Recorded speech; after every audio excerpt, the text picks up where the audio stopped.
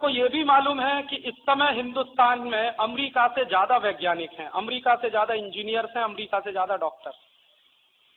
शायद दुनिया में हमसे ज्यादा वैज्ञानिक एक ही देश में है, वो चीन, या हमसे ज्यादा इंजीनियर एक ही देश में है, वो चीन। उसके बाद दूसरा नंबर भारत का ही। हमारे देश में जो एक कैटेगरी के साइंटिस्ट हैं उनकी संख्या 60,000 से ज्यादा है इस वक्त। अमेरिका में इसी कैटेगरी के साइंटिस्ट की संख्या 12-13 हजार के आसपास। और हमारे यहाँ जो अच्छे साइंटिस्ट हैं, जो उच्च क्वालिटी के साइंटिस्ट हैं, उनकी संख्या तो ये है 60,000 से आगे। लेकिन इसके अलावा हमारे यहाँ कुछ ऐसे भी दिमाग हैं जो बहुत ही टेक्निकल एक्सपर्टाइज वाले हैं। अमेरिका उनसे और ज्यादा परेशान है। माने हिंदुस्तानियों में कुछ ऐसे दिमाग हैं जिनको आप एक बार कोई मशीन खोल कर दिखा दो और वो मशीन फिर आपको वो बेच देंगे बना। ऐसा बहुत दिमाग है। और ऐसा दिमाग हमारे देश में उल्लासनगर एरिया में सबसे ज्यादा रहता है। एक बार आप उनको कोई मशीन दिखाओ, फिर वही मशीन आप उनसे बनवा लो। अभी कुछ लोग इसको मजाक मानते हैं, मैं इसके लिए बहुत सीरियसली बात करता हूं, क्योंकि मैं खुद टेक्नोलॉजी का आदमी हूं, इसलिए मैं जानता हूं। कुछ लोग कहते हैं राजीव भाई इसमें क्या है, नकल करना है। मैं कहता हूं नकल करने के लिए भी अकल लगती है। अब क्यों नहीं कर सकते ये नकल? मैं आपको देता हूं एक मशीन, आप खोल के देख लो, फिर बना के दिखा दो। आपसे तो बस नहीं बनेगा। आपने तो एक बार खोल दी तो उसको जोड़ना भी नहीं आएगा कि कौन सा नट कहाँ लगाना, कौन सा बोल्ट कहाँ लगाना। ऐसा दिमाग है इस देश में। एक तो ये उल्लासनगर के एरिया में बहुत ऐसा दिमाग है, पंजाब के इलाके में, लुधियाना के आसपास, जलंधर के आसपास ऐसा बहुत दिमाग है। ऐसा ही गुजरात में, सौराष्ट्र के इलाके में ऐसा बहुत दिमाग। एक मैं ऐसे गुजराती भाई से मिल चुका हूं जो सौराष्ट्र के रहने वाले हैं। वो कभी एक डीजल इंजन लाए थे, कभी पता नहीं कब लाए थे, और आज वो बना बना के बेचते हैं अमेरिका में और यूरोप। कभी वहां से वो डीजल इंजन लाए थे अमेरिका से, और आज वो बना बना के एक्सपोर्ट करते। और आप सुनेंगे तो वो किसी स्कूल में पढ़ने नहीं गए, उनके पास इंजीनियरिंग की कोई डिग्री नहीं है, लेकिन दिमाग उनका इतना चलता है कि वो कुछ भी ऐसा कर सकते। मैंने एक ऐसे भाई को देखा राजकोट में, वो 8वीं में फेल हुआ किसी स्कूल में, फिर उसने स्कूल जाना बंद कर दिया। फिर वो किसी उस्ताद के पास जाने लगा, उस्ताद माने जो उसको सिखा सके ये सब हुनर। और सीखते सीखते आज वो ऐसा एक्सपर्ट बना है वो आदमी, मैं तो देख के दंग रह गया। उस आदमी ने मुझे बताया कि राजीव भाई हमारे देश में प्रिंटिंग टेक्नोलॉजी की जो मशीन आती है, ऑफसेट मशीन, ज्यादातर जर्मनी से आती है। हाइडेलबर्ग नाम की एक जर्मनी की कंपनी है, उसकी मशीनें बहुत आती हैं और दुनिया भर में बिकती। तो एक बार उस आदमी ने उस कंपनी की मशीन को खोलकर देखा, और देखने के बाद बिल्कुल वैसी ही मशीन उसने राजकोट में बनाई। हाइडेलबर्ग कंपनी अगर उस मशीन को 4 करोड़ में बेचती है तो वो आदमी उसको 40 लाख में बना के देता, और इस गारंटी के साथ कि जितने साल हाइडेलबर्ग की मशीन चलेगी उससे 5 साल ज्यादा मेरी मशीन चलेगी। ये आपको वो वायदा करता है, और वो कहता फ्री सर्विस करूंगा अगर वो खराब हो जाए। आज उसकी बनाई हुई मशीन पर हिंदुस्तान के 15 न्यूज़पेपर छप रहे, उसकी बनाई हुई मशीन।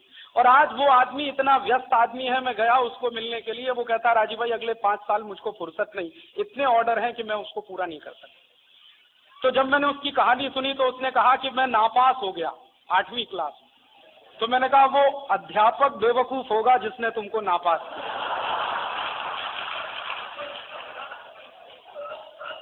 उस अध्यापक और स्कूल को नापास हो जाना चाहिए जिसने तुमको नापास किया। इसमें तुम्हारी कोई गलती नहीं है, वो गलती उस अध्यापक और स्कूल की है जिसने तुमको नापास किया। अब बताइए ऐसा आदमी हम नापास करते हैं। और आप हिंदुस्तान में घूमेंगे, उत्तर से लेकर दक्षिण और पूरब से लेकर पश्चिम, तो ऐसे आपको सैकड़ों, हजारों, लाखों की संख्या में हुनरमंद लोग मिलेंगे जो कुछ ना कुछ दिमाग के स्किल का इस्तेमाल करके विचित्र विचित्र काम करते रहे। एक बार मैं अभी खुद देख के आया मेरी आंखों से, एक बहुत बड़ी कंपनी है, उसका नाम है अजंता क्लॉक, 100% स्वदेशी कंपनी है। तो मैं गया उसको देखने मोरबी में। तो उस कंपनी में एक मशीन इस्तेमाल की जाती है घड़ी का बैलेंस सेट करने के लिए। तो वो मुझे दिखाने ले गए जो मालिक थे कंपनी के, राजीव भाई चलिए मैं आपको अपनी पूरी फैक्ट्री दिखाता हूँ। तो फैक्ट्री दिखाते दिखाते वो मुझे एक मशीन के पास ले गए और कहने लगे, देखिए राजीव भाई, इस मशीन को आप ध्यान से देखिए। तो मैंने कहा इसमें क्या खास बात है? उन्होंने कहा ये 100% स्वदेशी मशीन। तो मैंने कहा अच्छा, तो ठीक है। मैंने जब उस मशीन को देखा तो मुझे थोड़ा आश्चर्य भी हुआ कि ये बनाई कैसे किसी व्यक्ति ने। वो मशीन सिर्फ जापान में बनती है, पूरी दुनिया में सिर्फ एक ही देश में बनती है वो मशीन, जापान में। कभी पहले स्विट्जरलैंड में बनती थी, अब स्विट्जरलैंड में भी नहीं बनती, जापान में बनती। तो जो मशीन दुनिया में सिर्फ जापान नाम के देश में बनती है और 60-70 लाख रुपए में आती है, वो मशीन एक राजकोट के मैकेनिक ने बनाई। तो मैंने उनको पूछा कि वो आदमी को जरा मिलवाइए। तो उन्होंने कहा अभी तो वो है नहीं, बाहर गया है, बाद में आप कभी मिलिए। मैंने उनसे पूछा कि ये मशीन का खर्च कितना आया बनाने का? उन्होंने कहा राजीव भाई आप विश्वास नहीं करेंगे, मात्र 90,000 रुपए का खर्च आया। वो उस आदमी ने बनाई। जो मशीन अभी तक सिर्फ जापान में बनती है, घड़ी बनाने जैसे सेंसिटिव काम में लगती है। आप जानते हैं कि रिस्ट वॉच बनाना और ये जो क्लॉक बनाना, ये बहुत सेंसिटिव काम है। तो इतने सेंसिटिव काम के लिए बहुत ही सेंसिटिव मशीन की जरूरत होती, वो उस आदमी ने बनाई है। और वो पढ़ा लिखा नहीं, लेकिन दिमाग उसका बहुत तेज चलता। पढ़े लिखे होने से मतलब हम मानते हैं डिग्री नहीं है उसके पास। बिना डिग्री के इस देश में बहुत सारे इंजीनियर हैं। हाँ, बिना डिग्री के बहुत इंजीनियर हैं इस देश में, बिना डिग्री के बहुत बड़े साइंटिस्ट हैं इस देश में। ऐसे तमाम तरह के खोजी दिमाग के लोग इस देश में हैं। अमेरिका इनसे घबराता है, क्योंकि इन सब की संख्या अगर गिनी जाए तो इतना बड़ा टेक्निकल एक्सपर्टाइज हमारे पास है, इतना बड़ा टेक्निकल मैन पावर हमारे पास है, जिसके बारे में कभी दुनिया का कोई देश कल्पना नहीं कर। ये तो हमारे देश के नेताओं की बेवकूफ भरी नीतियां हैं, जिसके चलते हमारे देश में ये जो टेक्निकल माइंड क्लास है, इसका कोई बहुत प्रमोशन नहीं होता या इसको समाज में इज्जत नहीं मिलती। अन्यथा तो हिंदुस्तान को असली तकनीकी देने वाला क्लास यही है। तो अमेरिका इनसे घबराता, और ये क्लास चीन में भी है, तो इसलिए अमेरिका चीन से भी घबराता। तो अमेरिका को लगता है कि कभी भी हिंदुस्तान और चीन नाम के देश कभी भी हमसे आगे निकल सकते हैं, इसलिए तो वो कुछ ना कुछ खुराफात करता रहता। और एक बार नहीं, अमेरिका में ऐसा कई बार हो चुका है। एक बार मैं आपको किस्सा बताता हूँ, शायद आप सुनकर आश्चर्य में भी पड़ सकते हैं। रोनाल्ड रीगन नाम का एक राष्ट्रपति हुआ अमेरिका में। वो जिस दिन रिटायर हुआ रोनाल्ड रीगन, उस दिन तो रोनाल्ड रीगन ने एक भाषण दिया अमेरिकी संसद में। वहां की एक परंपरा है कि राष्ट्रपति रिटायर होता है तो अपना आखिरी भाषण करके जाता। तो जब रिटायर हुआ तो उसने भाषण दिया। अपने भाषण में उसने एक बहुत महत्वपूर्ण बात कही जो मैं कभी नहीं भूलता।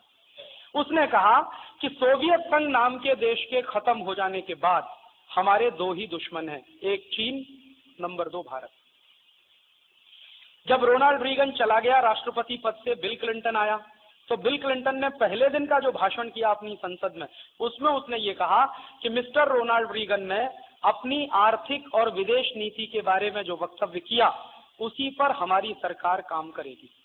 अब आप समझ लीजिए, अमेरिका में क्या होता है कि राष्ट्रपति कोई भी हो जाए, नीतियां नहीं बदलती हैं। रिपब्लिकन पार्टी का था रोनाल्ड रीगन, डेमोक्रेटिक पार्टी का है बिल क्लिंटन। दोनों पार्टियां एक दूसरे के अपोजिट हैं, लेकिन राष्ट्रपति दोनों के बनते हैं, तो नीतियां नहीं बदलते। तो माने रोनाल्ड रीगन ने जो कहा, उसी रास्ते पर बिल क्लिंटन चल रहा कि चीन हमारा दुश्मन नंबर, हमारा दुश्मन नंबर 2। तो दुश्मन को बर्बाद करने के कई तरीके होते हैं, तो अमेरिका ऐसे कई तरीके इस्तेमाल करता है हमारी बर्बादी के लिए। जैसे उदाहरण के लिए, सबसे खतरनाक जो अमेरिका हमारे देश में एक तरीका इस्तेमाल कर रहा है, और हम लोगों को वो समझ में नहीं आ रहा है आजकल, खासकर पढ़े लिखे लोगों को, कि अमेरिका ने क्या हमारे देश में एक जाल फैलाया है कि हिंदुस्तान में जो भी बेस्ट क्वालिटी का टैलेंट पैदा हो, जो अच्छी किस्म का दिमाग पैदा हो, उसको सबको अमेरिका बुला लो, हिंदुस्तान में मत रहिए। अब इसके लिए अमेरिका ने क्या किया कि हमारे देश के जो बड़े टेक्निकल सेंटर है ना, जैसे आईआईटीज हैं, आईआईटी है मुंबई में, खड़गपुर में है, हमारे देश में बनारस में है, दिल्ली में है, कानपुर में है, तो ये जो बड़े बड़े आईआईटीज हैं हमारे देश में, इनमें से जो भी बहुत अच्छे टैलेंटेड स्टूडेंट्स निकलते हैं, सब अमेरिका भाग जाते। उनके लिए पहले से एक माहौल बना दिया जाता है पढ़ते पढ़ते। और माहौल क्या बनाया जाता है कि जो प्रोफेसर उनको पढ़ाते हैं वो रात दिन उनके दिमाग में एक ही बात पूछते रहते हैं, बोलो अमेरिका में कहाँ जाना, बोलो कहाँ जाना, बोलो। तो जब पढ़कर तैयार होते होते निकलते हैं तो तुरंत उनका ऑफर होता है कि चलो हम अमेरिका में जाने के लिए तैयार। इसी तरह से हमारे देश में जो बेस्ट क्वालिटी डॉक्टर्स निकलते हैं all India institute of medical science में से या कहीं और जगह से, वो अमेरिका भागने को तैयार। इसी तरह से बेस्ट क्वालिटी कहीं मैनेजर्स निकलते हैं आईआईएम में से, इंडियन इंस्टीट्यूट ऑफ मैनेजमेंट में से या कहीं और से, वो अमेरिका भागने को तैयार। तो ऐसा एक जाल फेंक रखा है, जैसे शिकारी फेंकता है, कि हर अच्छा विद्यार्थी जो कुछ कर सकता है इस देश में रहकर अपने राष्ट्र के लिए, अपने समाज के लिए, वो हिंदुस्तान से अमेरिका भाग जाता है। इसको तकनीकी भाषा में आप ब्रेन ड्रेन कहते हैं। मैं हिंदुस्तान की तकनीकी का सत्यानाश मानता हूं इसको, क्योंकि ये जो बेस्ट क्वालिटी ब्रेन अगर हमारे देश में नहीं टिकेगा, तब तो हमारी टेक्नोलॉजी हमेशा इसी तरह से पीछे रहती जाएगी। आप सीधे से समझिए ना कि जो विद्यार्थी पढ़कर तैयार हुआ, वही विद्यार्थी अगर हिंदुस्तान में रुके तो क्या क्या नहीं करेगा अपने दिमाग का इस्तेमाल करके। लेकिन वो दिमाग अगर यहाँ नहीं रुकेगा, अमेरिका चला जाएगा, तो वो जो कुछ करेगा वो अमेरिका के लिए करेगा और अमेरिकी सरकार के लिए करेगा। और हम बेवकूफों की तरह से क्या मानकर बैठ जाते हैं, देखो डॉलर तो आता, अरे डॉलर जितना आता उससे ज्यादा गुना तो नुकसान हो जाता। और हमको क्या लगता है जी कि अमेरिका जाने से रुपया ज्यादा मिलता है। हम हमेशा क्या बेवकूफी का हिसाब लगाते हैं, हमारा $1 43 रुपए के बराबर, अमेरिका का $1 हमारे 43 रुपए के बराबर। तो किसी को $100 मिलेगा तो हम कहेंगे 4300 रुपए मिल रहा। अरे उनके लिए $1 1 रुपए जैसा। हम ये कभी होश नहीं लगाते अपने दिमाग में, हम हमेशा कैलकुलेशन करते हैं कि उनका तो $1 43 रुपए का, कल कहीं $1 70 का भी हो जाएगा, 100 का भी हो जाएगा, तो हमारा हिसाब उसी तरह से लगता रहेगा। तो उस हिसाब को जब हम जोड़ते हैं तो हमको लगता है बड़ा भारी फायदा है, वास्तव में उसमें नुकसान। क्या नुकसान है? एक इंजीनियर तैयार करने में आईआईटी में 5 साल में बड़े आराम से 5 साढ़े 5 लाख रुपए खर्च होता। तो 5 साढ़े 5 लाख रुपए खर्च करके आपने जिसको तैयार किया और इस उम्मीद में तैयार किया कि समय आने पर वो राष्ट्र के काम में लगेगा, देश के काम में लगेगा, आपको सहारा देगा, राष्ट्र को सहारा देगा, वो अचानक से भागकर अमेरिका चला गया। तो वो सहारा तो अमेरिका को दे रहा, और अमेरिका कौन है? दुश्मन। तो दुश्मन को हम अपना दिमाग सप्लाई कर रहे हैं। और इस देश में ऐसे कुछ लोग भी हैं बड़े बेवकूफ किस्म के, जो बड़ा गौरव महसूस करते हैं कि हमारा बेटा अमेरिका में, हमारी बेटी अमेरिका। इसको बड़ा भारी स्टेटस सिंबल समझते कि हमारा बेटा अमेरिका चला गया, हमारी बेटी अमेरिका चली गई। तो मैं उनको कहता हूं, तुम क्यों मर रहे हो, तुम क्यों नहीं जाते अमेरिका में? और बाद में रोते भी हैं, बेटा बेटी को अमेरिका भेज के फिर रोते भी हैं। रोते कब हैं? जब उनकी जिंदगी का आखिरी समय आता। आखिरी समय आता है तो माताजी के प्राण निकलने वाले हैं और माताजी बेटा जी का चेहरा देखना चाहती है। बेटा जी फोन पर हेलो कह रहे हैं और बेटा जी ने कहा कि माँ यहाँ तो फुर्सत नहीं है, अभी तो टिकट भी मुश्किल से मिलेगा, फ्लाइट भी नहीं है, फलाना नहीं है, ढिमाका नहीं है, अभी तुम कहो तो कुछ डॉलर भेज देता हूं। अब वो लड़का जो अपनी माताजी को अपना चेहरा दिखाए तो उसके माँ के प्राण निकले, तब तक माँ के प्राण नहीं निकलेंगे जब तक बेटे का चेहरा न देखे। वो कहता मैं डॉलर भेज देता हूँ। डॉलर की जरूरत है माँ को कि बेटा का चेहरा देखने की जरूरत। फिर उनको तकलीफ होती है कि ये क्या कर दिया हमने। पहले तो बड़ी खुशी खुशी में कहते हैं बेटा अमेरिका गया, बेटी अमेरिकी गई, और फिर तो अंत में कहते हैं कि ये तो सत्यानाश हो गया। फिर उनके बेटा बेटी उनको भूल जाते हैं। और कई बार तो ऐसा भी मैंने देखा है कि किसी गरीब माँ बाप का बेटा किसी तरह से अमेरिका पहुंच गया तो अपने माँ बाप को माँ बाप नहीं मानता। ऐसे बहुत किस्से मैंने देखे कि वो अपनी विदेशी पत्नी को लेके आता है तो माँ बाप का परिचय कराता है कि ये मेरे पर्सनल सर्वेंट्स हैं। हाँ, तब उनके माँ बाप को समझ में आता है कि ये क्या कर दिया हमने। ऐसे किस्से बहुत होते हैं। और ऐसे भी किस्से बहुत होते हैं कि हमारे देश के माँ बाप हैं, अपने बेटे को अमेरिका भेज दिया, अब आस लगा के बैठे हैं कि किसी दिन बेटा की शादी करेंगे। पता चला बेटा ने तो वहीं शादी कर। वो कहता है कि अब आप आशीर्वाद दे दो, बस शादी तो मैंने कर ली। और ऐसा भी हो गया कि शादी तो इसलिए कर ली है, नहीं तो बिना शादी के बच्चा होने वाला था, अभी क्या करें, इसलिए शादी कर ली। तब उनका सिर पकड़ना शुरू होता है कि हमने ये क्या किया। मैं अभी कुछ दिन पहले पंजाब घूम रहा था, तो पंजाब में मैंने ऐसे बहुत सारे किस्से सुने कि जिन माँ बाप ने अपने बेटों को भेजा, फिर उन माँ बाप ने इस उम्मीद पर अपने बेटों की शादियां यहाँ की कुछ लड़कियों से तय कर दी कि बेटा तो हमारी बात मानने ही वाला है। तो शादी होने के बाद कुछ नहीं हुआ, वो लड़की भी यहाँ है, बेटा किसी और के साथ। ऐसी हजारों लड़कियां हैं पंजाब। ऐसा एक दुष्चक्र बन गया। और हमारे देश के कुछ पढ़े लिखे बेवकूफों ने कच्चा माल अमेरिका में सप्लाई करने का एक धंधा शुरू कर दिया। ये जो लड़के लड़कियां जाते हैं ना, ये कच्चा माल अमेरिका में सप्लाई हो रहा है, ये मैं ऐसा बोलता हूँ। अमेरिका दुश्मन है और उसी दुश्मन की अर्थव्यवस्था को मजबूत करने के काम में हमारे देश के लोग लगे। आप बताइए इससे ज्यादा खूबसूरत दुष्चक्र क्या होगा कि आपका दुश्मन है और आपको ही पीट रहा है आपकी गोटी से। उसमें अमेरिका हमको कैसे पीट रहा है? कभी भी अमेरिका इस देश की टेक्नोलॉजी को डेवलप नहीं होने देना चाहता। इस देश के वैज्ञानिक अगर यहां रुक जाएंगे, इंजीनियर्स यहां रुकेंगे, डॉक्टर्स यहां रुकेंगे, मैनेजर्स यहां रुकेंगे, तो हिंदुस्तान में रुककर कुछ ना कुछ बड़ा काम करेंगे। वो नहीं हो पाए, इसलिए वो अमेरिका बुला लेते। और अमेरिकियों को क्या फायदा है कि उनको सस्ती कीमत पर अच्छे नौकर काम करने को मिल जाते। हमारे देश के जो इंजीनियर्स हैं, मैनेजर्स हैं, कम पैसे पर अमेरिका में काम करने को तैयार, कम पैसे पर और ज्यादा समय तक काम करने को तैयार। यहां अगर किसी लड़के को आप कहो कि 10 बजे से शाम 5 बजे तक की नौकरी करनी है तो मुंह बनाएगा। वहां अमेरिका में सवेरे 8 बजे से रात 8 बजे तक घिसता है, तब उसको तकलीफ नहीं। कोई भी हिंदुस्तानी आदमी जो अमेरिका गया है, सवेरे 7-8 बजे से लेकर रात 8-9 बजे तक अगर काम ना करे तो उसको जिंदगी चलानी भी मुश्किल, माने ठीक से उसकी जिंदगी भी चल जाए ये बहुत मुश्किल है। 12 घंटे काम उसको करना ही पड़ेगा, तब उसकी ठीक से जिंदगी चलती। और यहाँ 6 घंटे काम करो तो उनको नानी मरती। ऐसे उल्टी बुद्धि के लोग हैं हमारे देश में। और यहाँ कोई अच्छी खासी नौकरी मिले वो उनको पसंद नहीं है। अमेरिका में किसी लेबोरेटरी में असिस्टेंट बनकर काम करने को तैयार। यहाँ से ग्रेजुएट हुए इंजीनियर अमेरिका में पता नहीं लेबोरेटरी असिस्टेंट कितनी संख्या में। यहाँ वो इंजीनियर हो सकते हैं लेकिन अमेरिका में सिर्फ लेबोरेटरी असिस्टेंट है, उसमें काम करने को तैयार।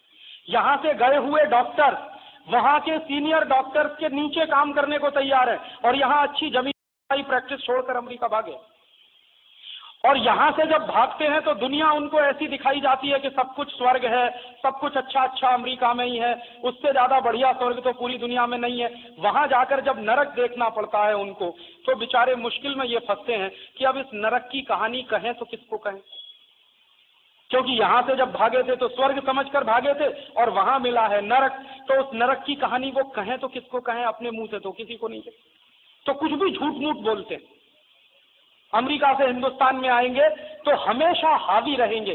कहीं आप उनकी कोई दुखती हुई नस ना पकड़ लें तो आपसे 50 तरह की ऐसी बातें कहेंगे जिनको आप कभी ठीक से समझ पाए या ना भी समझ पाए।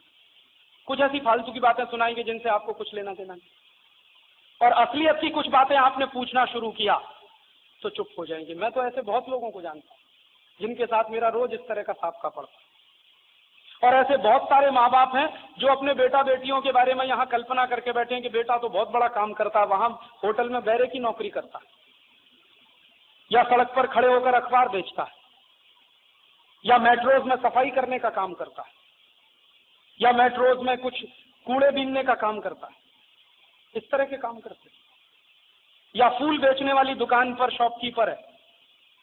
इस तरह के काम में बहुत सारे, होटल में कहीं है इस तरह के काम, बर्तन साफ करने के काम में लगा, ये साफ करने के काम में लगा, वो साफ करने के काम। तो अमरीकियों को क्या है, कम पैसे में और अच्छे मजदूर उनको मिल जाते और स्किल्ड मजदूर उनको मिल जाते। और फिर ये लोग बेचारे जो भागकर अमेरिका जाते हैं ना तो वो भारतीय रह पाते हैं ना अमरीकी हो पाते, बीच में त्रिशंकु की तरह से लटक जाते हैं जो जिंदगी भर के लिए उनके लिए नरक बन जाए। हमेशा सेकंड ग्रेड सिटीजन की जिंदगी बिताते हैं अमेरिका में, कभी भी उनको फर्स्ट ग्रेड सिटीजन माना नहीं जाता। और उनकी सोसाइटी में कभी भी वो आपको मिक्सअप नहीं होने देते, वो अपनी सोसाइटी को हमेशा रिजर्व रखते हैं और आपको किसी और काम के लिए छोड़ देते। तो ये एक तरह की साजिश है अमेरिका के द्वारा फेंकी हुई हमारे देश में कि हमारी टेक्नोलॉजी कभी विकसित ना होने पाए और हमारे यहाँ टेक्निकल एक्सपर्टाइज कभी इतने बड़े पैमाने पर ना हो जाए कि अमेरिका को तकलीफ होने लगे, इसलिए यहाँ के लोगों को वहां बुला लिया जाता। ये एक तरह का दुश्मन को बर्बाद करने का तरीका है। इसी तरह से अमेरिका एक तरीके का और इस्तेमाल करता हमारे देश को बर्बाद करने के लिए कि अगर हिंदुस्तान को वो अपना दुश्मन समझता है तो हिंदुस्तान को आर्थिक रूप से तबाह करते रहो, टेक्निकली टेक्नोलॉजी के लेवल पर हिंदुस्तान को तबाह करते रहो और अर्थव्यवस्था के स्तर पर आर्थिक रूप से भी हिंदुस्तान को तबाह करते रहो। वो एक तरीका। फिर एक तरीका और है कि हिंदुस्तान को सांस्कृतिक रूप से तबाह करते रहो। माने क्या होता है कि जब दुश्मन आपके खिलाफ होता है और दुश्मन आपके खिलाफ लड़ता है तो तीन तरह के युद्ध होते हैं। एक तो राजनीतिक युद्ध होता है, जब दुश्मन आपकी सीधे जमीन छीनने की कोशिश करता है। एक तकनीकी युद्ध होता है, जिसमें दुश्मन आपकी तकनीकी विकसित नहीं होने देता है या आपकी तकनीकी को विकसित होने के रास्ते में अड़ंगे लगा रखा रहता है। और एक युद्ध होता है आर्थिक युद्ध, जिसमें दुश्मन आपकी अर्थव्यवस्था को बर्बाद करने के काम करता है या अर्थव्यवस्था को बढ़ने नहीं देता है या आपकी आर्थिक संपत्ति को छीनने की कोशिश करता है। और एक और खतरनाक युद्ध होता है सांस्कृतिक युद्ध, जब दुश्मन आपकी संस्कृति को बर्बाद करने की कोशिश करता है और सांस्कृतिक रूप से आपको खलास करने की कोशिश करता है। अमेरिका ये चारों तरह के युद्ध हमारे देश के खिलाफ कर रहा है। राजनीतिक युद्ध कैसे कर रहा है मैंने बहुत विस्तार से आपको बताया। तकनीकी युद्ध कैसे हमारे देश में कर रहा है वो भी मैंने आपको विस्तार से बताया। आर्थिक युद्ध अमेरिका किस तरह से हमारे देश में कर रहा है, उसके लिए उन्होंने क्या किया है, अपनी सैकड़ों कंपनियों को हिंदुस्तान में भेज दिया और हमारे देश के जो घोटालेबाज निकृष्ट किस्म के नेता हैं उनको रिश्वत दे देकर, घूस दे देकर अमेरिकी कंपनियों को लाइसेंस दिलवाने का काम करवा लिया है उन्होंने। हमारे देश में भी तो एक तकलीफ हुई है 50 साल में कि इस तरह के घटिया दोयम दर्जे के नेता पैदा हुए हैं 50 साल में, जो रिश्वत लेकर, घूस लेकर राष्ट्र को भी बेच सकते। आज से 50 साल पहले जो हमारे नेता थे वो राष्ट्र के लिए अपना कुछ भी कुर्बान करने को तैयार थे। अब जो नेता हैं वो राष्ट्र बेचकर भी अपना घर भर सकते हैं। तो ऐसे दोयम दर्जे के नेता जब पैदा हो जाएं किसी देश में और दुश्मन हमारे खिलाफ कुछ ना कुछ साजिश कर रहा हो तो दुश्मन के लिए तो मौका मिलता है। तो हमारे देश के घोटालेबाज नेताओं को 10 करोड़ दिया, 20 करोड़ दिया, 50 करोड़ दिया, 100 करोड़ दिया और एक एक अमेरिकी कंपनी को लाइसेंस यहाँ मिलता गया, उनके प्रोजेक्ट सैंक्शन होते गए। तो अमेरिका की सैकड़ों कंपनियां इसी तरह से आई हैं हमारे देश में।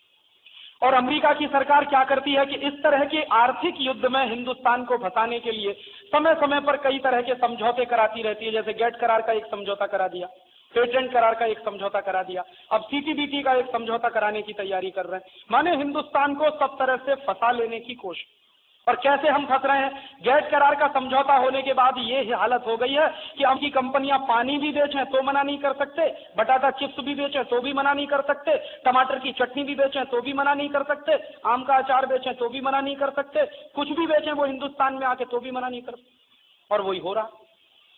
और उनकी कंपनियां पानी बेच रही हैं, टमाटर की चटनी, आम का अचार, पाव रोटी, डबल रोटी, टॉफी, चॉकलेट, बिस्किट्स, जूते, चप्पल, अंडरवियर, बनियान, लिपस्टिक, नेल पॉलिश, ये सब फालतू फालतू चीजें बेच और ये सब बिक रही हैं हमारे देश में। और इनके माध्यम से हजारों करोड़ रुपया हमारे खून पसीने की कमाई का दुश्मन के हाथ में जा रहा है इन्हीं अमेरिकी कंपनियों को। कैसे जा रहा है, एक अमेरिकी कंपनी है पेप्सी कोला, वो धंधा कर रही है हमारे देश में। एक अमेरिकी कंपनी है कोका कोला, वो भी धंधा कर रही है हमारे देश में। दोनों अमेरिकी कंपनियां बेचती हैं क्या, पानी भर के बोतल में। पानी का नाम है लहर पेप्सी या कोका कोला या लहर 7 अप या कुछ और। ये सब जो पानी बिक रहा है हिंदुस्तान के गांव-गांव में, और गांव-गांव में ये दुश्मन देश की कंपनियों का पानी बिक रहा है और हमारे देश के नेता बुला लाए। एक बार हमारे देश के नेताओं ने कोका कोला को भगाया था, अब ऐसे निकृष्ट कोटि के नेता हैं कि फिर उसी कोका कोला को बुला लाए इस देश। तो अब बिकता है पानी गांव-गांव में। पीने का पानी शायद ना मिले हिंदुस्तान के गांव में, लेकिन पेप्सी कोला, कोका कोला मिलेगा। 10-10 रुपए की बोतल बिकती है, 10 रुपए का पेप्सी कोला, 10 रुपए का कोका कोला। अब ये जो 10 रुपए का पेप्सी कोला, कोका कोला बिकता है वो मुश्किल से 70 पैसे का बनता।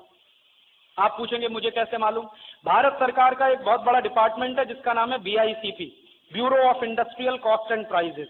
ये BICP डिपार्टमेंट का काम क्या है, BICP डिपार्टमेंट का काम यह है कि भारत के बाजार में बिकने वाली हर वस्तु का लागत कीमत तय करना, कॉस्ट ऑफ प्रोडक्शन बताना।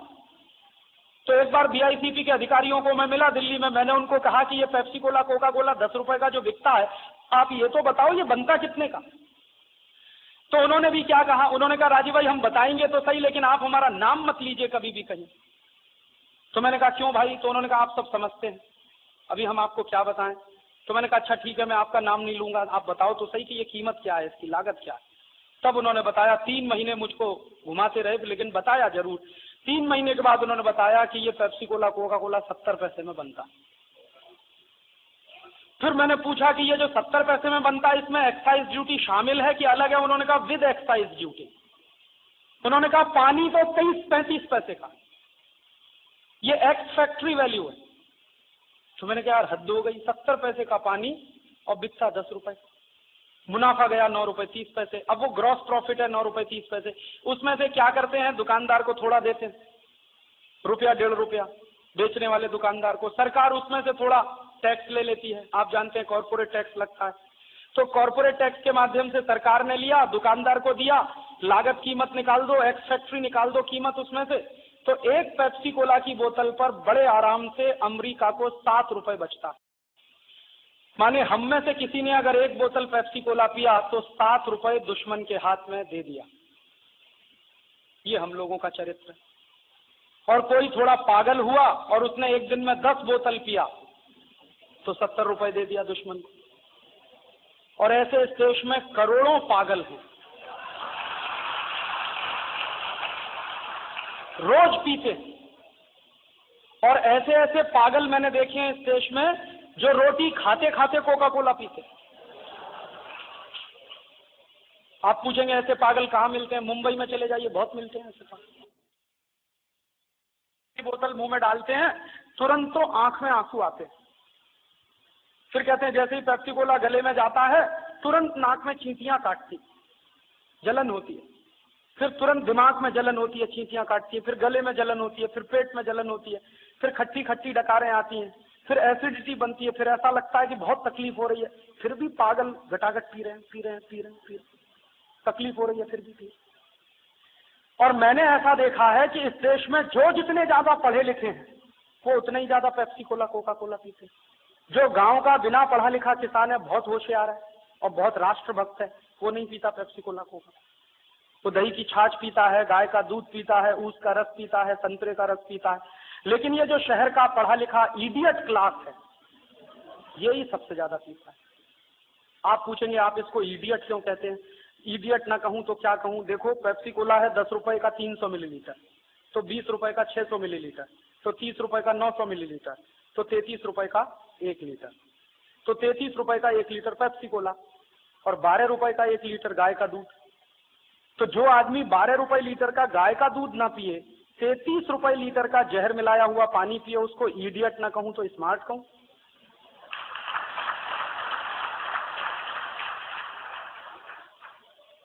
ऐसे बहुत लोग हैं इस देश।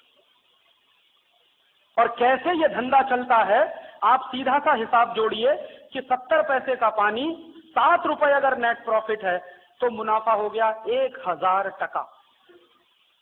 1000 टका मुनाफा दुश्मन देश की कंपनियों को हम दे रहे हैं। क्या बेच रहे हैं? वो पानी।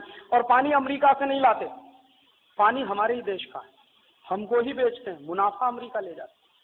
और एक बार मैं पेप्सी कोला की फैक्ट्री देखने गया तो मुझे एक और बात पता चली कि एक पानी की बोतल पेप्सी कोला की भरने के लिए उसको सफाई जब किया जाता है तो 10 लीटर अच्छा पानी उसमें बर्बाद करते हैं। एक पेप्सी की बोतल की सफाई करने में 10 लीटर अच्छा पानी बर्बाद होता है। करोड़ों लीटर पानी हर साल वो हमारा बर्बाद करते हैं जो पीने लायक है। आप जानते हैं कि हमारे देश के 2 लाख गांवों में पीने का पानी नहीं, करोड़ों लोग पीने के पानी से प्यासे, और करोड़ों लीटर पानी बोतल धोने में बर्बाद होता है। और क्या तमाशा चल रहा है हमारे देश में कि दुश्मन देश का ये पेप्सी कोला कोका कोला बिकवा कौन रहा है इस देश में? नेताओं ने तो लाइसेंस दे दिया, ठीक है, अब बिकवाने का धंधा कौन चलाता है? एक आदमी है, उसका नाम है सचिन तेंदुलकर।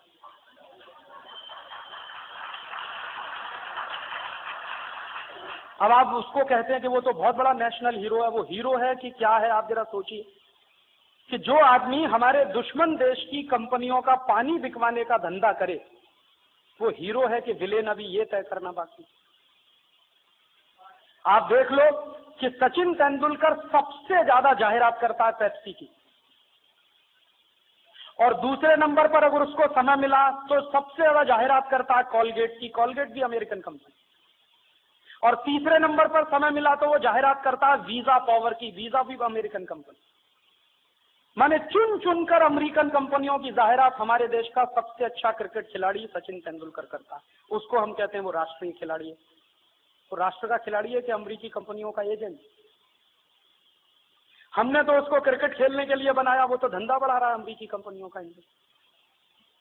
और उसी के पद चिन्हों पर दूसरे लोग चल रहे हैं। मोहम्मद अजहरुद्दीन भी कर रहा है पेप्सी का जाहिरात, अजय जडेजा भी कर रहा है हेड एंड शोल्डर का जाहिरात, वो भी अमेरिकी कंपनी।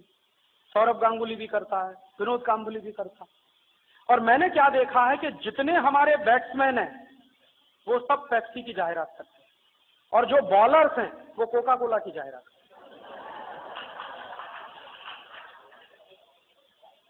बॉलर्स में सबसे ज्यादा कोका कोला की जाहिरात करता है अनिल कुंबले, दूसरे नंबर पर जवागल श्रीनाथ, तीसरे नंबर पर अजीत आगरकर। तो बॉलर सब कोका कोला के हैं, बैट्समैन पेप्सी कोला के हैं, भारत का कोई नहीं।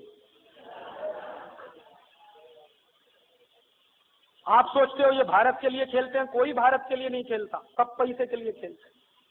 सचिन तेंदुलकर को पेप्सी कोला कंपनी साल में 1 करोड़ रुपए देती, अनिल कुंबले को कोका कोला कंपनी साल में 50 से 60 लाख रुपए देती, और इसी रेंज में सब खिलाड़ियों को मिलता है। तो ये पैसे के लिए खेलते हैं, कोई राष्ट्र के लिए नहीं खेलते। और ये लोग राष्ट्र के लिए खेलते नहीं हैं, इससे बड़ा सबूत आपको और क्या चाहिए अभी इस देश में, कि ये सब लोग हैं जो अमेरिकी कंपनियों का धंधा बढ़ाने के काम में लगे। इनके साथ साथ कुछ और लोग भी हैं, जैसे शाहरुख खान, जैसे करिश्मा कपूर। ये शाहरुख खान भी पेप्सी का जाहिरात करता है, करिश्मा कपूर भी कोका कोला का जाहिरात करती है।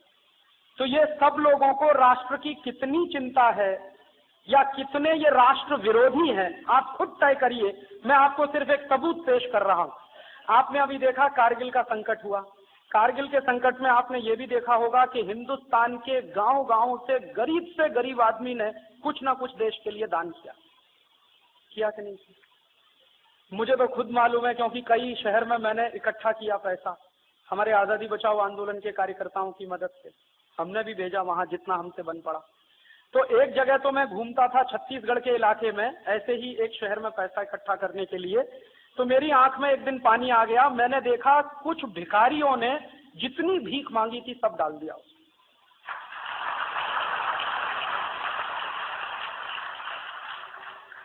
माने जो रोटी खाने के लिए उन्होंने कहीं से भीख मांगा था, वो पैसा भी कारगिल निधि में डाल दिया उन्होंने कि ये भेज दो, इससे बड़ा हमारा और क्या कंट्रीब्यूशन हो सकता है देश के लिए।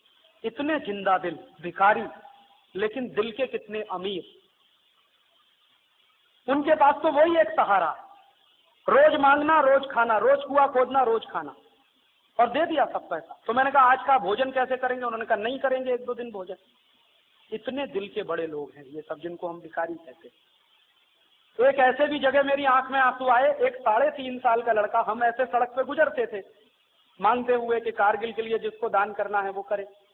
तो एक 3.5 साल का लड़का अपने घर के अंदर गया, अपनी गुल्लक लेकर आया। गुल्लक समझते हैं जिसमें पैसा रखते हैं? उसने कहा इसको तोड़ लो और इसमें जितना मिले तो वो सब कारगिल में भेज। तो उसी के सामने हमने उसकी गुल्लक तोड़ी मिट्टी की, तो उसमें कुछ 1100 रुपए निकले, उसने सब दे दिए। 3.5 साल के बच्चे की आप चेतना देखिए राष्ट्र के बारे में। मैंने उस बच्चे को एक ही प्रश्न किया कि ये पैसे तुमने किस लिए जमा किए थे? उसने कहा अंकल मैं इसकी साइकिल खरीदने वाला था। तो मैंने कहा अब तो तुम्हारी साइकिल नहीं आएगी। तो उसने कहा ठीक है नहीं आएगी, ये पैसा कारगिल भेज दीजिए। और उसके माँ और बाप को बहुत गौरव महसूस हुआ कि हम शायद 100 रुपया देते या 200 देते या 500 देते, हमारे बेटे ने पूरी गुल्लक दे दी। तो 3.5 साल का बेटा हो या हिंदुस्तान का गरीब से गरीब आदमी, 90 साल का बुजुर्ग हो या कोई नौजवान, सबने कुछ न कुछ दिया। लेकिन आपको मालूम है सचिन तेंदुलकर ने क्या दिया, विनोद कांबली ने क्या दिया, अजय जडेजा ने क्या दिया, शाहरुख खान ने क्या दिया, करिश्मा कपूर ने क्या दिया? इन लोगों ने क्या दिया कारगिल के लिए? कुछ नहीं दिया। अपने खीसे में से निकालकर, अपने घर में से निकालकर 1 पैसा नहीं दिया। आप जानते हैं ये सब करोड़पति लोग हैं, इन्होंने करोड़ों रुपए हिंदुस्तान के नाम पर इकट्ठा किया है। उसमें से अगर 2, 5, 10 करोड़ भी ये देते तो इनके घर में कोई कमी नहीं होने वाली थी, लेकिन नहीं दिया। जब इनके ऊपर दबाव पड़ा कि कारगिल में कुछ न कुछ देना चाहिए, कुछ न कुछ करना चाहिए, तो इन सब लोगों ने मिलकर क्या किया कि चलो एक फुटबॉल का मैच खेलेंगे और फुटबॉल के मैच में टिकट बेचेंगे, और उस टिकट की जो बिक्री होगी उसका जो पैसा आएगा उसमें अपने मैच का खर्चा निकालकर जो बचेगा वो कारगिल पे देंगे। तो मैच हुआ दिल्ली में, आप सब जानते हैं, एक तरफ फिल्म स्टार, दूसरी तरफ तो ये क्रिकेट प्लेयर। तो मैच में टिकट किसने खरीदा? लोगों ने जो खुद भी कारगिल में दान कर रहे थे। हमारे जैसे आप जैसे ही लोगों ने तो टिकट खरीदा। तो टिकट का पैसा तो उनके खीसे का था जो पहले भी दे चुके थे कारगिल के लिए। इन्होंने अपनी जेब से निकाल कर क्या दिया देश के लिए? तो आप सोच लीजिए ये कितने राष्ट्र के लोग हैं और हम इन्हीं के लिए माथामारी करते हैं।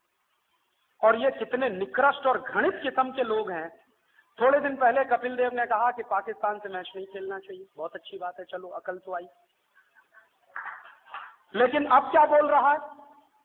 अब कह रहा है कि चूंकि युद्ध खत्म हो गया है तो पाकिस्तान से मैच खेल लेना चाहिए। मतलब क्या है कि मैच होगा तो सबका हिस्सा उसमें बनेगा। मैच होगा तो पेप्सी कप होगा या कोका कोला कप होगा या विल्स कप होगा, और जो भी कंपनी मैच को स्पॉन्सर करेगी वो लाखों रुपए करोड़ों रुपए रखेगी। तो किसी खिलाड़ी को कुछ मिलेगा, किसी को कुछ मिलेगा। कपिल देव को कुछ नहीं मिलेगा तो एक्सपर्ट कमेंटेटर के रूप में तो बुलाया ही जाएगा, तो उसमें 10-20 लाख तो मिल ही जाएगा, इसलिए मैच खेल लो। और इन खिलाड़ियों की आप राष्ट्रभक्ति की पहचान करें तो करिए कि जिस समय हमारे देश के जवान पाकिस्तानी सैनिकों के खिलाफ अपने जमीन का एक एक इंच बचाने के लिए सीने पर गोलियां खा रहे थे, उस समय हमारे क्रिकेट खिलाड़ी इंग्लैंड में पाकिस्तानियों से मैच खेल रहे। अगर इनमें थोड़ी भी राष्ट्रभक्ति होती और थोड़ी भी देशराज की भावना होती तो जिस दिन भारत पाकिस्तान का मैच होने वाला था ये प्रेस कॉन्फ्रेंस बुलाते और कहते कि ये मैच संभव नहीं। हम इंग्लैंड में खेलें विश्व कप या ना खेलें, लेकिन ये हमारे राष्ट्र की अस्मिता का प्रश्न है, हमारे राष्ट्र के स्वाभिमान का प्रश्न है। ये मैच संभव नहीं है भारत पाकिस्तान का। आपको जो करना है करिए। आप हमारी टीम को डिबार करना चाहते हैं कर दीजिए, हमारी टीम को ग्रुप 6 में से निकालना हो तो निकाल दीजिए। हम मैच नहीं खेल सकते क्योंकि राष्ट्र के स्वाभिमान से बड़ा तो कोई मैच नहीं होता दुनिया में, राष्ट्र की अस्मिता से बड़ा तो कोई मैच नहीं होता पूरी दुनिया में। लेकिन किसी ने नहीं कहा। पाकिस्तान से बाकायदा मैच हुआ और मैच खत्म हुआ, उसके बाद और मैच हुआ, वो भी खत्म हुआ। और जब ये पक्का हो गया कि हिंदुस्तान की टीम अब सुपर 6 में हार गई है और झोली डंडा लेकर वापस आने वाली है, तब इनमें कारगिल प्रेम पैदा हुआ। उसके पहले कहां था? मैच चूंकि खत्म हो गया और कुछ काम नहीं था, धंधा नहीं था, तो कारगिल प्रेम पैदा हो गया। ये तो सब आर्टिफिशियल है, बनावटी। ऐसे हमारे देश के क्रिकेट खिलाड़ी हैं या ऐसे हमारे देश के स्टार्स हैं जिनको आप एक्टर एक्ट्रेसेस कहते हैं। ये तो सब राष्ट्र की बर्बादी के काम में लगे हुए लोग हैं। इनको तो राष्ट्र का हीरो कैसे कहें? ये तो टॉप मोस्ट विलेन है। और दुर्भाग्य क्या है हम सब लोगों का कि इन्हीं विलेनों की फोटो हमारे घरों में मिलती है। वो शाहरुख खान की भी फोटो मिलेगी, जूही चावला की भी मिल जाएगी, करिश्मा कपूर की भी मिल जाएगी, सचिन तेंदुलकर की भी मिल जाएगी, मोहम्मद अजहरुद्दीन की भी मिल जाएगी, अजय जडेजा की भी मिल जाए। हमको तो अकल ही नहीं है और हमको ये भी समझ में नहीं आता कि कौन राष्ट्र का दुश्मन है और कौन राष्ट्र का दोस्त है। हम तो अपने पराये का भेद भी खत्म कर गए। ये भी नहीं समझता कि किसकी फोटो होनी चाहिए, किसकी नहीं होनी चाहिए। और मुझे सबसे बड़ी तकलीफ क्या हुई कि ये Pepsi Cola, Coca Cola, Wills कंपनियों की जाहिरात करने के लिए जो क्रिकेट का खेल होता है, ये क्रिकेट का खेल किसी राष्ट्र के लिए नहीं हो रहा है। ये गलतफहमी में आप मत रहिए कि राष्ट्रों की दोस्ती बढ़ाने के लिए क्रिकेट का खेल हुआ, कुछ नहीं। कंपनियों की जाहिरात करने के लिए क्रिकेट का खेल है, बिक्री बढ़ाने के लिए क्रिकेट का खेल है। इसलिए पेप्सी कप होता है, कोका कोला कप होता है, विल्स ट्रॉफी होती है, इंडिया कप आपने कभी सुना है? भारत ट्रॉफी कभी सुना है? भारत कप आपने सुना है कभी क्रिकेट में होता? क्यों नहीं होता? पेप्सी कप है, कोका कोला कप है, विल्स ट्रॉफी है, तो इंडिया कप क्यों नहीं हो सकता? भारत कप क्यों नहीं हो सकता? क्योंकि इनको राष्ट्र से कुछ लेना देना नहीं। इनको सिर्फ पैसा चाहिए, खेल के बहाने से आए या सिनेमा के बहाने से आए या किसी और तरीके से आए, पैसा पैसा पैसा, पैसे के लिए मर रहे हैं सब। कुछ राष्ट्र के लिए इनके दिल में। और मुझे तकलीफ उससे भी बड़ी क्या हुई कि इन्हीं के चक्कर में हिंदुस्तान के करोड़ों नौजवान घंटों घंटों बर्बाद करते हैं टेलीविजन के सामने बैठकर, 8 घंटे क्रिकेट का मैच देखते हैं। और इस बार भी मैं एक चीज बहुत गहराई से महसूस करता रहा कि जब तक इंग्लैंड में भारत की टीम सुपर 6 में रही, तब तक हिंदुस्तान में कारगिल निधि के लिए एक भी रैली नहीं हुई किसी भी गांव में। आजादी बचाओ आंदोलन की 2-4 रैलियों को छोड़कर जो हम लोगों ने की थी मध्य प्रदेश के कुछ इलाकों में, हिंदुस्तान के किसी भी अखबार की कटिंग आपको बता नहीं सकती। जब तक हिंदुस्तान हारा नहीं सुपर 6 में, तब तक हिंदुस्तान में कहीं कारगिल निधि की कोई रैली नहीं हुई। कहीं हिंदुस्तान में खून देने वालों की लाइन नहीं लगी। जैसे ही हिंदुस्तान हारा और पता चला कि टीम वापस आ रही है झोली डंडा लेके, तब लोगों में भी कारगिल प्रेम पैदा हुआ, तब रैलियां होना शुरू हुई, खून देना शुरू हुआ। तो हमारी राष्ट्रभक्ति किससे जुड़ी हुई है? वो भी निखालिस नहीं रह गई। और जब देश के करोड़ों करोड़ों नौजवान फंसे हुए थे क्रिकेट के मैच में, तो हिंदुस्तान के जवान सीमा पर एक एक इंच जमीन की रक्षा कर रहे थे। मैं सोच रहा था कि अगर कहीं हमला उससे भी भयंकर होता और पूरी सीमा पर हमारे देश में हमला हो गया होता, तो हमारे तो करोड़ों लोग बैठकर टीवी ही देखते रहते और हिंदुस्तान को दुश्मन ने खलास कर दिया होता। ऐसे हम फंसे हुए हैं। दुश्मन ने एक जाल फेंका, चुग्गा फेंका, हम उसमें फंस गए। और आपको बताऊं, इससे बड़े अफसोस की बात क्या हो सकती है कि इन कंपनियों ने Pepsi Cola, Coca Cola, Wills या Procter and Gamble, Reckitt and Colman, Johnson and Johnson, Hindustan Lever, ये जितनी विदेशी कंपनियां हैं और उनके साथ हिंदुस्तान की भी कुछ देशी कंपनियों ने इस क्रिकेट के मैच में 1.5 महीने के अंदर 800 करोड़ से लेकर 1000 करोड़ रुपए खर्च किया एडवर्टीजमेंट में। माने 800 करोड़ से लेकर 1000 करोड़ रुपए एडवर्टीजमेंट में 1.5 महीने में खर्च हुआ और कारगिल के कोष में अभी तक 200 करोड़ इकट्ठा नहीं हो पाए। माने ये पेप्सी कोला वाले, कोका कोला वाले, हिंदुस्तान लीवर वाले मानते हैं कि हम हिंदुस्तान में धंधा कर रहे हैं, लूट के ले जा रहे हैं। वो लूटा हुआ पैसा इंग्लैंड के क्रिकेट के खेल के प्रसारण में इस्तेमाल हो सकता है, लेकिन उस पैसे का कुछ अंश कारगिल में नहीं जा सकता।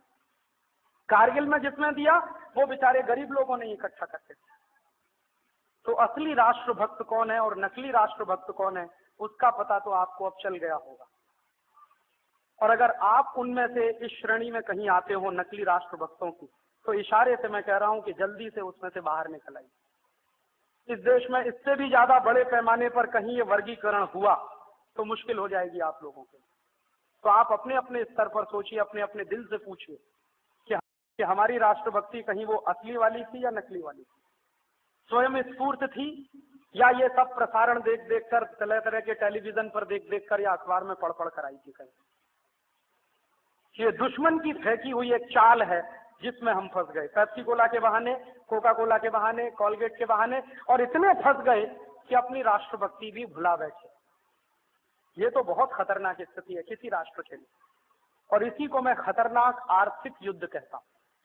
इसमें क्या नुकसान है? आप भी बर्बाद हो रहे हैं, राष्ट्र भी बर्बाद हो रहा है। हजारों करोड़ रुपए इस देश का जा रहा है। पेप्सी कोला कमा के ले जाता 240 करोड़, कोका कोला कमा के ले जाता 300 करोड़, कोलगेट कमा के ले जाता 30-35 करोड़, प्रॉक्टर एंड गैम्बुल ले जाता, रैकेट एंड कोलमैन ले जाता, हिंदुस्तान लीवर ले जाता, जॉनसन एंड जॉनसन ले जाता, फाइजर ले जाता, सीवागाई, 4000 ऐसी कंपनियां हैं। उनमें सैकड़ों तो अमेरिका की हैं और कुछ तो अमेरिकी पिट्ठू देश जिनको G7 कहते हैं उनकी। तो ये एक तरह का खतरनाक आर्थिक युद्ध है, और इस खतरनाक आर्थिक युद्ध के बारे में मैं बहुत बार आपको कह चुका हूं, इसलिए विस्तार में नहीं जा रहा हूं।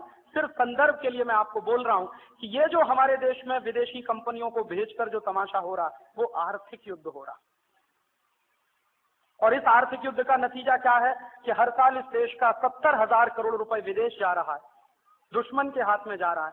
वही पैसे से दुश्मन हथियार बना रहा है, वही हथियार पाकिस्तान को दिए जा रहे हैं, और पाकिस्तान उसी हथियार से आपके देश के ऊपर हमला कर रहा है। या आप जो 70,000 करोड़ दुश्मन के हाथ में दे रहे हैं, उसी पैसे को वो पाकिस्तान को इंटरेस्ट फ्री लोन में दे रहा है, और पाकिस्तान उसी पैसे से हमारे देश पर हमला कर रहा है। तो हम तो अपने ही देश की बर्बादी में लगे। और एक बहुत खतरनाक किस्म का सांस्कृतिक युद्ध भी इस देश में चल रहा है। सांस्कृतिक युद्ध क्या चल रहा है? अमेरिका ने जिस तरह से आर्थिक युद्ध करने के लिए हिंदुस्तान में पेप्सी कोला को भेजा, कोका कोला को भेजा, विल्स को भेजा या प्रॉक्टर एंड गैम्बुल को भेजा, उसी तरह हिंदुस्तान में सांस्कृतिक युद्ध करने के लिए अमेरिका ने स्टार टीवी को भेजा, ESPN चैनल को भेजा, स्टार स्पोर्ट्स को भेजा, CNN को भेजा है, V चैनल को भेजा है, M चैनल को भेजा है। हिंदुस्तान में 15-16 विदेशी टीवी चैनल। कुछ लोगों को यह गलतफहमी है कि जी टीवी क्या स्वदेशी है। जी टीवी में 51% पूंजी अमेरिका की लगी है। तो ये सारे के सारे टीवी चैनल एक साथ मिलकर हमारे ऊपर भयंकर किस्म का सांस्कृतिक हमला कर रहे हैं। कैसा सांस्कृतिक हमला कर रहे हैं आप पूछेंगे?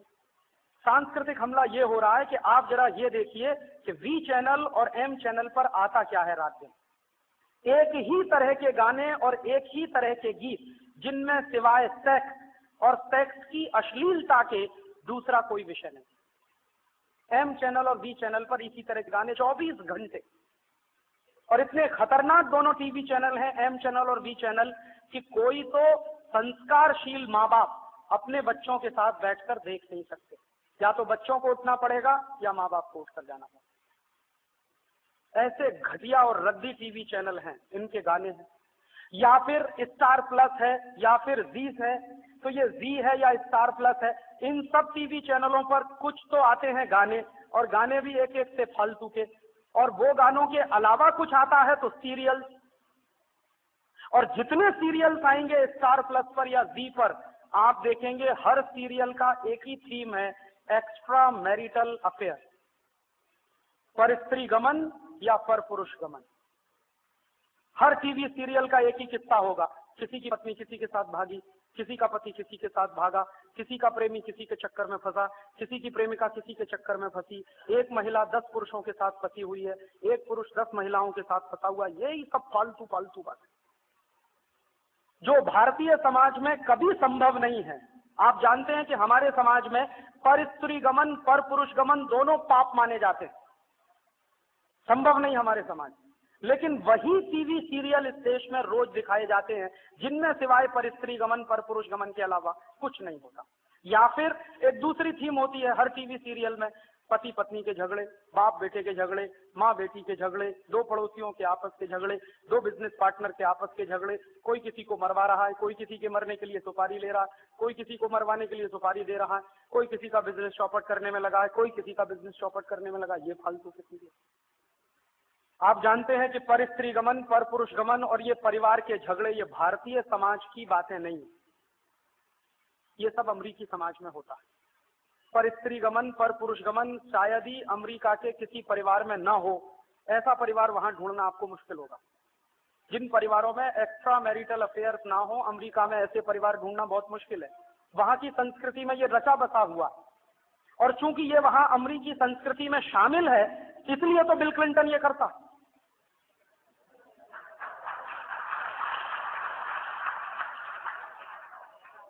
और बिल क्लिंटन ये सब करते हुए भी अमेरिका का राष्ट्रपति रह सकता, क्योंकि अमेरिका की प्रजा ये सब करती है, तो राष्ट्रपति भी करता है।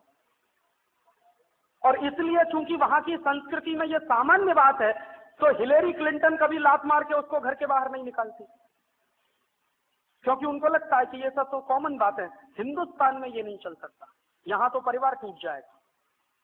जरा भी शक हुआ पति को पत्नी पर या पत्नी को पति पर, तो परिवार एक नहीं रह सकता, या टूटेगा निश्चित रूप से, क्योंकि हमारे यहाँ ये संभव नहीं, हमारे संस्कार में नहीं है, हमारी संस्कृति में नहीं। हमारी संस्कृति में तो यह है कि एक बार पति पत्नी की शादी हो गई तो तोड़ें कैसे, यही नहीं समझ में आता, तोड़ना नहीं आता लोगों को। और आप गांव में चले जाइए, महिलाओं से पुरुषों से बात कर लीजिए कि शादी हो गई थी, वो तो 7 जन्म पहले कहीं तय हो गई थी हमारी, तो हो गई बस। देखा हो पत्नी ने पति को या पति ने पत्नी को, कोई जरूरी नहीं है, हो गई है। यहां तो विश्वास पर चलता है ना सब कुछ, और विश्वास के अलावा सब कुछ ईश्वर पे छोड़ देते हैं कि ईश्वर ने कराया है तो ठीक ही कराया होगा। तो यहाँ की संस्कृति तो बिल्कुल फर्क है, ईश्वर ने कराया होगा तो ठीक ही कराया होगा, हमारे माँ पिता ने कुछ किया है तो ठीक ही किया होगा। वहां तो कुछ ऐसा होता नहीं, वहां तो कुछ भी नहीं होता है। वहां तो विश्वास क्या होता है, 20 साल पति पत्नी साथ रह के नहीं समझ सकते। अमेरिका में एक ही चीज के लिए परेशान होते हैं वहां के पति पत्नी, एक दूसरे का विश्वास नहीं जीत पाते, हमेशा शक, हमेशा शक। तो इसलिए क्या होता है, सवेरे शादी, शाम को तलाक, दूसरे दिन शादी, फिर तलाक, फिर शादी, फिर तलाक। तो खेल है वहां तो, क्योंकि एक्स्ट्रा मैरिटल अफेयर्स में से इसी तरह की सभ्यता निकलती है, इससे ज्यादा अच्छी सभ्यता निकल नहीं सकती वहां, तो है वहां पर। और टीवी चैनल जितने वहां चलते हैं, सेक्स की बातें दिखाते हैं या सेक्स की अश्लीलता दिखाते हैं, तो उसका नतीजा भी है 12-13 साल में लड़कियां मां बनती हैं, 14 साल में लड़कियां मां बनती हैं, वहां चलता है। और जिन लड़कियों को स्कूल जाना होता है और उनके बच्चे भी साथ में होते हैं, उनके लिए स्पेशल किस्म के स्कूल अमेरिका में बनाए जाते हैं, क्योंकि वहां की सरकार को मालूम है कि ये सब होने ही वाला है समाज में। यहां तो कोई कल्पना नहीं कर सकता ये। मैं तो यूरोप में देख चुका हूं, बहुत सारे देशों में घूमते घूमते एक बार मेरे मन में अचानक से प्रश्न आया कि ये यूरोप के देशों में रक्षाबंधन क्यों नहीं होता। एक दिन मैंने ऐसा सोचा अपने मन में, आप कहेंगे बहुत बेवकूफी का प्रश्न, लेकिन मैंने सोचा कि ये रक्षाबंधन क्यों नहीं होता। भाई बहन तो होते ही हैं, परिवार तो होता ही है, भले ही वो अधकचरा हो, अपसंस्कृति वाला हो, लेकिन परिवार तो है, भाई बहन तो, लेकिन रक्षाबंधन क्यों नहीं। तो सोचते सोचते एक दिन मैं निष्कर्ष में पहुंचा कि जिस समाज में एक्स्ट्रा मैरिटल अफेयर या पर स्त्री गमन, पर पुरुष गमन ही समाज का मुख्य हिस्सा हो, वहां रक्षाबंधन हो कैसे सकता है। क्योंकि रक्षाबंधन तो उसी देश में हो सकता है जिस देश में किसी माँ ने बचपन से सिखाया हो कि देख, किसी की बहन तेरी बहन है, किसी की तेरी बेटी है, किसी की माँ तेरी माँ है। ये तो उसी देश में संभव रक्षाबंधन। ये अमेरिका में कैसे हो सकता है, यूरोप में कैसे हो सकता है। और अमेरिका और यूरोप में ये इसलिए भी संभव नहीं है कि बहुत बार तो वहां ऐसे किस्से होते हैं कि भाई ने बहन के साथ बलात्कार किया या बहन ने भाई के साथ संसर्ग किया। ये तो होता ही रहता है अमेरिका में, यूरोप में भी होता है। कैसे संभव है रक्षाबंधन हो जाए वहां। क्योंकि रक्षाबंधन होता है वो सिर्फ धागा नहीं होता, वो बहन पवित्रता की एक डोर बांधती है भाई की राहत पर कि जवान भाई और जवान बहन के आपस के रिश्ते क्या होंगे, वो तय करता है रक्षाबंधन। तो बहन जब कलाई पर राखी बांधती है तो भाई से ये अपेक्षा करती है कि ये कलाई पर राखी नहीं है, ये पवित्रता की एक डोर है। तो तुम्हारे मन में मेरे प्रति हमेशा पवित्र भाव ही होना चाहिए, इसलिए तो रक्षाबंधन होता है। हमारे ऋषियों ने, मुनियों ने ऐसे ही रक्षाबंधन नहीं निकाला है, उसके पीछे बहुत गहरा चिंतन होगा। अमेरिका में नहीं है, यूरोप में नहीं है, क्योंकि समाज में इस तरह की संस्कृति नहीं है। और जिस समाज की अपनी संस्कृति नहीं है, या उजाड़ संस्कृति है, या अपसंस्कृति है, उसी अपसंस्कृति को हिंदुस्तान में घुसेड़ा जा रहा है स्टार टीवी, जी टीवी